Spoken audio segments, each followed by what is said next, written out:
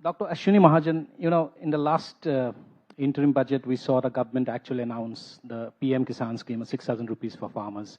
5 years hence, do you think it's about time for an appraisal? Can we expect that to go up a bit or significantly in this budget?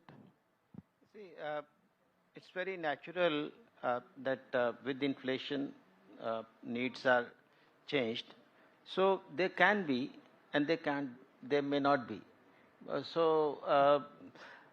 Because government doesn't want to be looked upon as some government which is a populist government, and it has never been a populist government. Look at what states are doing, and look at what the central government is doing. We have a lot of difference between the two. Like if the government has been spending on social sector, it is spending on making pakka houses for the poor, for Ujjwala scheme, for water being made available to all, or so all these schemes can't be called populist schemes. And I don't see, as a student of economics, I've never seen this government going populist.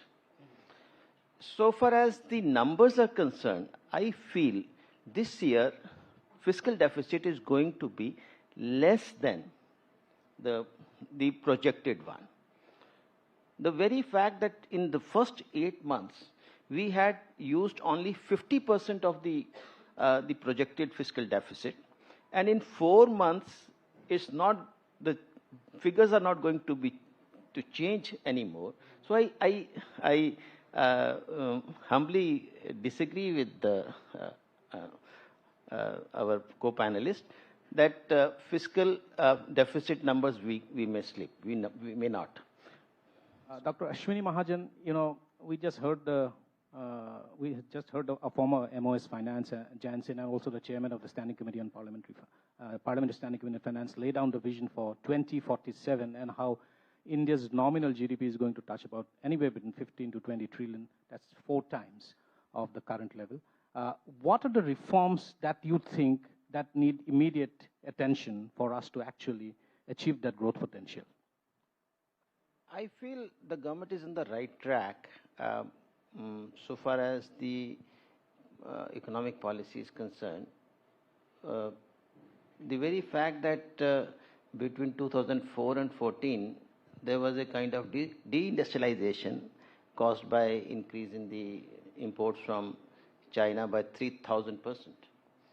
And this government had very rightly started with Make in India, but that Make in India didn't really work for about 3-4 years till we didn't rise to the occasion that it is not just saying so, we need to do something about it by way of tariff hikes, and that was done in Arun Jaitley's 2018's budget, when we raised tariffs on electronics and then later on textiles and then on white goods. And that has actually led to an increase in the production in India and exports too. We were net importers of mobile phones. We started exporting and reached up to $7 billion. And so the very fact that we need to make some tweaks in the policies, you can't be fundamentalist in for globalization. And what we had been doing during all these years, when Vajpayee ji left the government, at that time the average weighted tariff was 24%, and which was drastically reduced to just 6 to 7% in just 1 year. That was the trigger towards the deindustrialization. And now when the government is coming out with the PLI schemes, tweaking the tariffs, imposing quotas where required, and you just see, just one example I will tell you. One simple step of the government of putting out quota for imports on laptops made 38 companies apply for the license for the PLI, and that is going to change the whole scenario in laptop production in India. And similar policies for 15 sectors, subsectors, as you know. I don't want to list out all these sectors. So the government is on the right track. We will start producing APIs very soon. Within 2-3 years, I believe that production of semiconductors is going to happen. Already we are into solar. Already we are doing so good in space. And you see, all this industry 4.0, all these segments we are doing good. So I don't see any reason for any failure in achieving that $20 trillion or so. That's right. Ashwini Mahajan, do you agree that the government capital expenditure heavy lifting hasn't really unleashed the economic multipliers that they should have? See, government capital expenditure is of a different kind.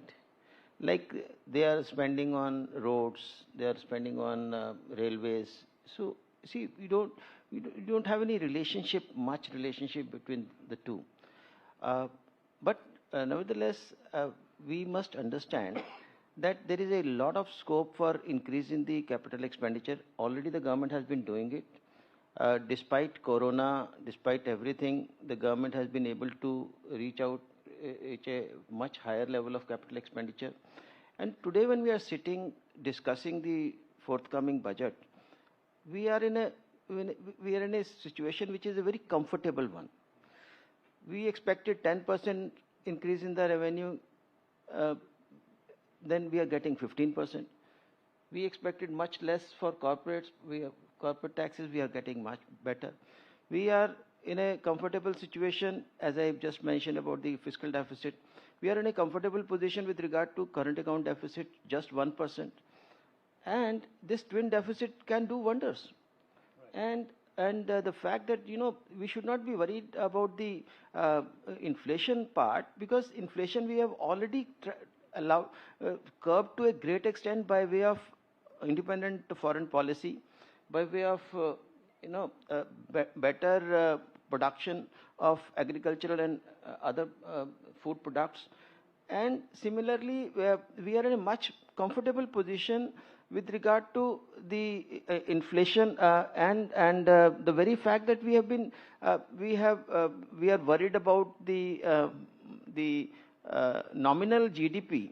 The very fact that is coming from the lower inflation, and lower inflation can do wonders about the growth. And you see, if you have lower inflation, you can reduce rate of interest. And if the whole world is worried about the high rate of interest, and if we can do this reverse, so I think we are in a very, very comfortable position, and I humbly disagree with the opinion that the next year is going to be a lower growth period.